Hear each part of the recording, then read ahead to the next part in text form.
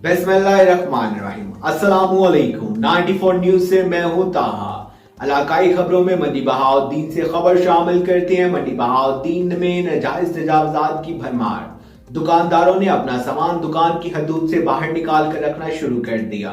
Report के मुताबिक जिससे आने जाने वालों में और ट्रैफिक के मसाइल पैदा होते हैं। मजीद जानते हैं हमारे नुमाइंदा उमर अशरफ की इस रिपोर्ट में।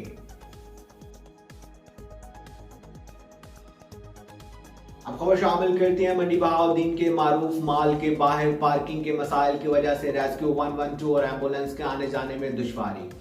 रिपोर्ट के मुताबिक माल के सामने पुलिस जेल है और पुलिस अपने डाले भी मुकामी गाड़ियों के साथ बाय रोड पर खड़े कर देती है, जिसकी वजह से रेस्क्यू 112 और एम्बुलेंस को आने जाने में मसाइल दरपेश होते हैं।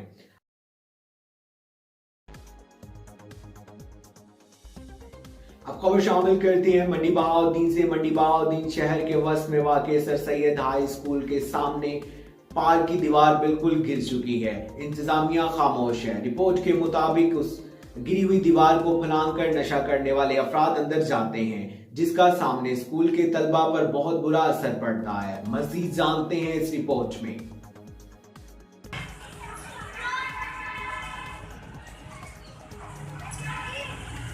मंडी बहाउद्दीन से एक और खबर शामिल करते हैं। मंडी बहाउद्दीन में नाकिस मटीरियल से तैयार शुदा अशिया की फरोख्त खुलेआम जारी।